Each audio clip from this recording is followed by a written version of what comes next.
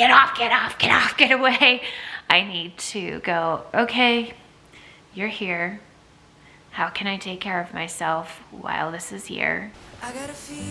My Lego spread right now. I am currently working on a little roller coaster. I was gifted this. This is what I'm working on.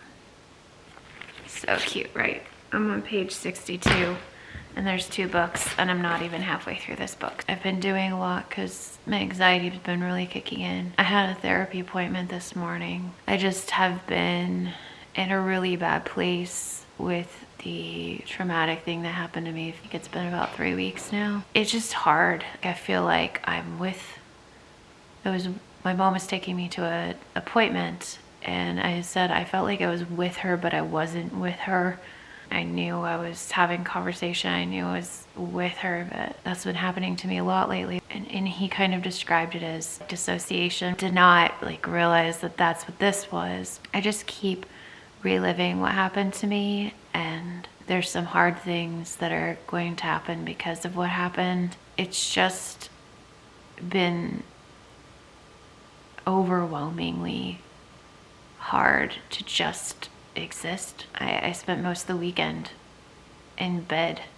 My therapy this morning was really helpful. I just wish that I could just hurry up this process and be healed and be okay and not be dealing with this stuff. And I think my trying to hurry my own self and make it go away is frustrating me because it's not happening. And what I learned in therapy today and what I realized in therapy today is I need to come to a place of acceptance that this is the way things are right now. It won't always be this way. It will get better. And this is what my therapist said to me. This is where you are right now. And it stinks.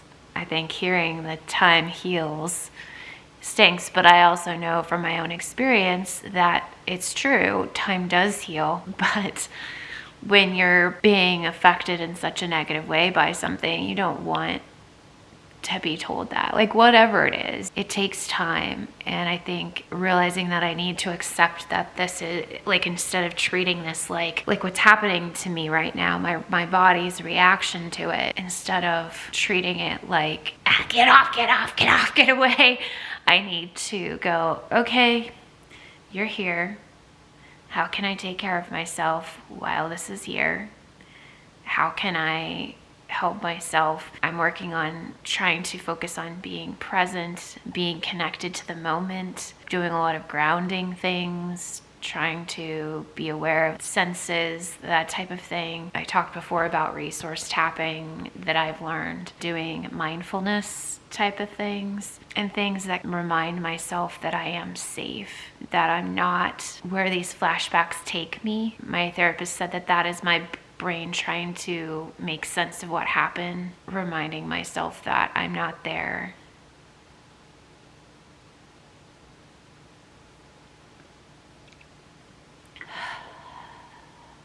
And that it's not happening, and that I'm safe here, and I'm in a safe place with my dogs, and I'm okay. I think what I'm learning is that in therapy, sometimes it's hard for me to say things out loud, especially I feel silly sometimes, the things that I think, and I say them out loud to my therapist. I'm so glad I do, because if I didn't, I wouldn't get to hear him say reassuring things about the kind of things in my head that may not be helpful thinking. I really struggle with not blaming myself.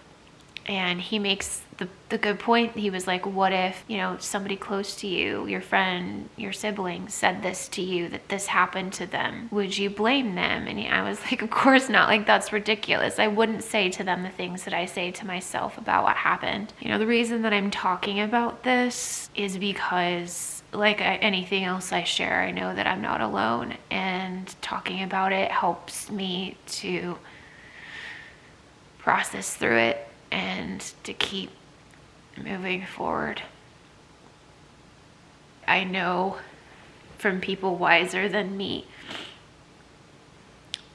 from what they've told me. I think he was 72 when I met him, and he was in the military and served in Korea, dealt with post-traumatic stress was kind of running away from what happened to him. I'll never forget him sitting and telling me how important it was for me, because I was going through a really rough time when I met him, and he knew it. He could tell I had been through a lot, and I was just starting on my healing journey with that. And he said, "Kelly, you can't run away from it." He said, "I tried." He's a 72-year-old man that did not want to talk about his emotions and did not want to talk about his feelings, and said he was so glad he went to therapy. And I'll always be so thankful that he shared that with me. I'll always be so grateful. He talked about how his traumatic experiences affected him, but also how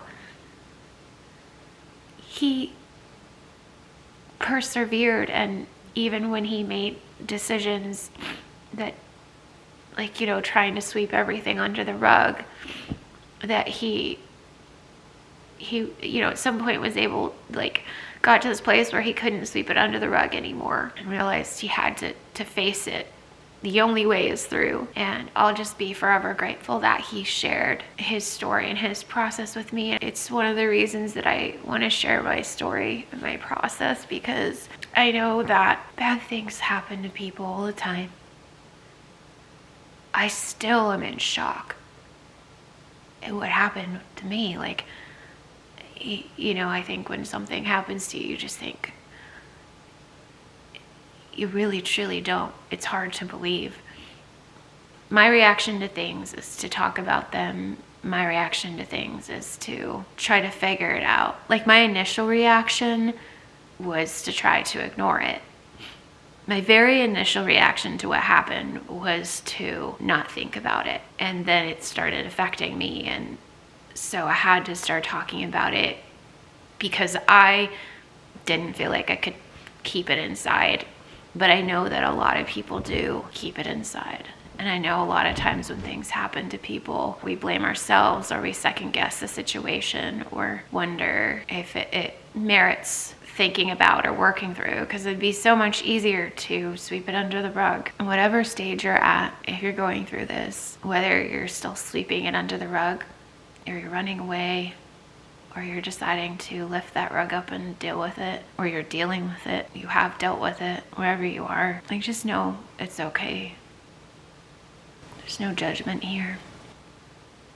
I think all too often people are so judgmental of how other people handle situations. Really, you can't tell somebody how or what they should do in this situation. I think the best thing is just to listen to somebody and let them know you see them and you hear them and you believe them. I know it's probably hard watching this and going, I wonder what happened to her.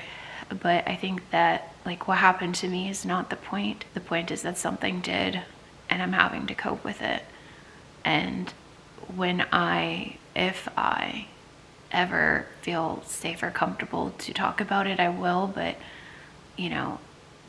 I haven't even told some of my closest friends the details of it. It's just too hard to say out loud. Some things are just too hard to speak. And that's where I am right now. And maybe someday I'll be able to speak it. But right now, the best I can do is say that it wasn't okay.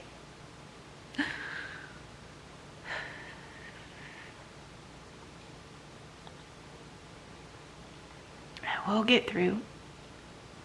I will overcome. I will rise. It's already changed me. But I will steer it so that it changes me. Not just in the negative effects that it has, but that it makes me a better person. Perhaps a more compassionate, empathetic person in ways I wasn't before. So I've been keeping my therapist updated on what's been going on with my Meniere's disease. And so I had told him about my inner ear nerve cells are regrowing because they are so resilient that We can kill them and they will not stay dead. They are down, but then they come back. They're just so strong and resilient. And he called them badass. He was trying to tell me that he wanted me, like, to look at myself as a badass. I really don't remember exactly what we were talking about, but it made me laugh. All I remember is that he called my inner ear nerve cells badass. There's some times that I felt really defeated, but after my therapy session today, I thought, I can be a badass. Like, I can get through it. I have some really hard days ahead of me. Things I never thought would ever be a part of my life. But I know that I am a badass and that I'm a brave person. And what I have to do is going to take a lot of courage, but I know that I can and will do it. I'm just going to take it one step at a time. I'm going to be as brave as I possibly can. This has been a little bit of a tougher video, and I appreciate you listening, and I hope that it helps somebody else. Like I said, that's always why I want to share my story, is so that people know that they're not alone, but also that maybe it would help somebody else, because other people have helped me. And I'm really grateful for that. It always feels good to know that you're not alone. Thank you for supporting me and for respecting what I will and will not talk about. I love you guys. I'm Kelly. Remember, you are not alone. Let's go live our incredible anyway. You are not alone in this world. You are not alone. You are not alone in this world. You are not alone.